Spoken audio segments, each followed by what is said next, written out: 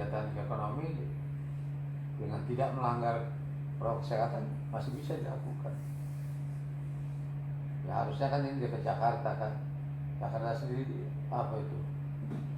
Masih nomor 2 nih. Nomor 2 Pak. Nomor 1 soal Jatim ya. Terus saya kira apa lagi? Pak, Itu indikator zona kuning itu apa aja Pak?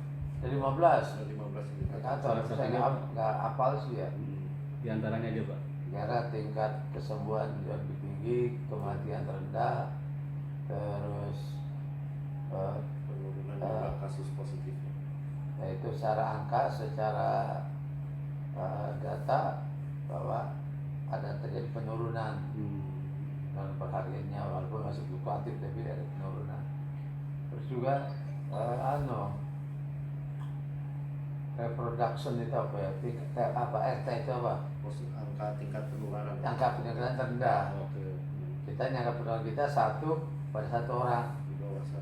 1 pada 2 orang maksimal. Oke. 1 orang. Jadi kalau dulu kan awalnya 1 bisa bawa 10-12 orang. Sekarang 1 orang.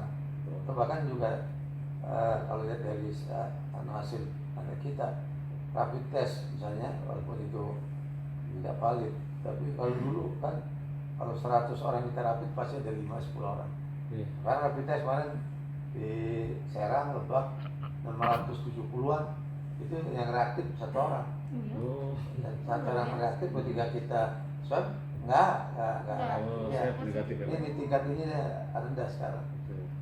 Begitu juga kayak kemarin meninggal karena swab karena sakit kena virus itu kita anak keluarga sesuai nggak ada yang kena negatif semua.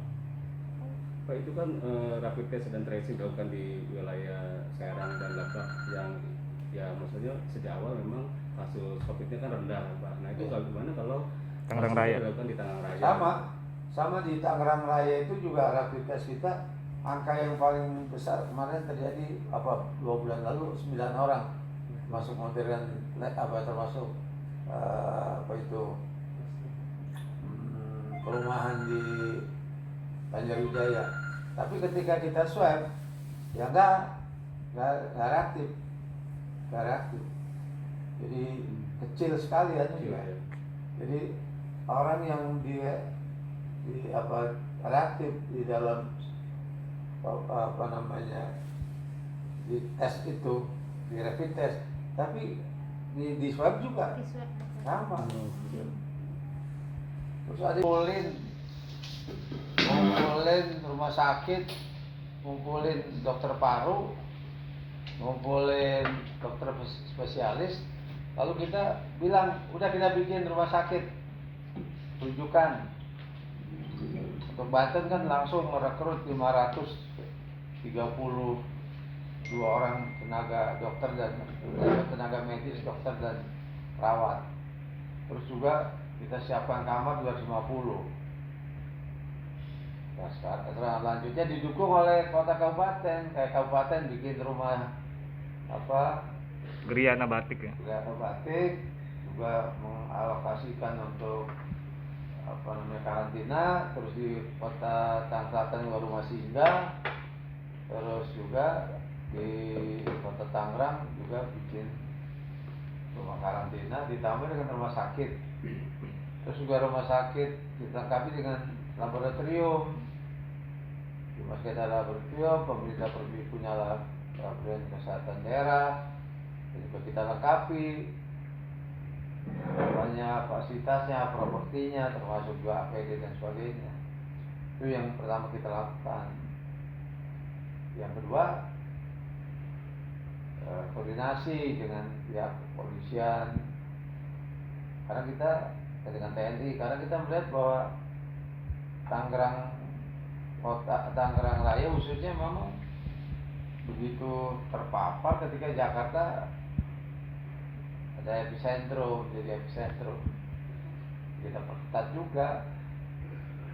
Saya nggak pakai banyak BP, saya bilang udah kita kerja aja, tracing. Mereka rata-rata dari Jakarta, dan dari orang-orang yang di Tangerang ataupun di Banten itu yang memang di tidak tersentuh pendatang, relatif aman. Kita banyak rapid test, juga kita banyak swab. Sekarang masih terus dengan tracing dan sebagainya. Saya rasa dengan orang lain. Itu memang kalau menurut saya sih kita awalnya sudah mempersiapkan diri, menyiapkan rumah sakit dan tenaga medis yang banyak membantu, termasuk didukung oleh 130 rumah sakit yang ada di itu dari awal. Bayangin coba waktu pertama pakai masker tuh saya bahkan diprotes oleh pusat. Kalau nggak sakit jangan pakai masker. Ya kan, menurut saya pelantikan kan. Sampai di mana di mana dibully-bully itu Pak di mereka ya. Ini Pak yang ngebully Pak. Ini ngebully Pak. Yang ngebully nih Tribun di pojok kiri tuh. Oh, Gubernur Banten yang apa judul itu? lebay gitu Pak. Lebay ya, Mas. Saya kan tuh. Kalau saya kan dia bilang, karena pelantikan kenapa pakai? Katanya pelantikan masker buat orang yang sakit. Dia kan orang sakit pakai masker. Kalau dia nggak pakai masker, saya nggak sakit bisa ketularan kan? Antisipasi saya pakai masker. Terus yang kedua, saya yang pertama kali pengumumin minta supaya pemerintah pusat transparan. Sampai saya kan ditegur. Ya mau dituntut malah. Nah, saya bilang ini pun persoalan daerah. Kalau kita bicara undang kesehatan, daerah harus terlibat. Ditambah juga memang ini nggak bisa tanggung jawab oleh pusat. Usah umumkan sendiri yang positif. Ataunya saya di telepon Mendagri, saya bilang Mendagri, ini kalau sudah pandemi itu daerah harus dilibatkan. Nggak bisa kalau nggak dilibatkan. Setelah itu kan akhirnya semua pada komentar tempat lain. Kalau saya dikomentarin bahwa Gubernur Banten diem aja nggak berbuat apa-apa, saya biarin aja, saya buktiin. Sekarang kan lumayan. Terus saya bilang kemarin PSBB, terus PSBB. Karena kalau di Banten tuh orang dikasih kelonggaran bisa jadi pelanggaran, ya kan? Disuruh pakai masker aja nggak mau, apalagi nggak disuruh, ya kan? PSBB kita perpanjang kemarin dengan tentunya protokol kesehatan.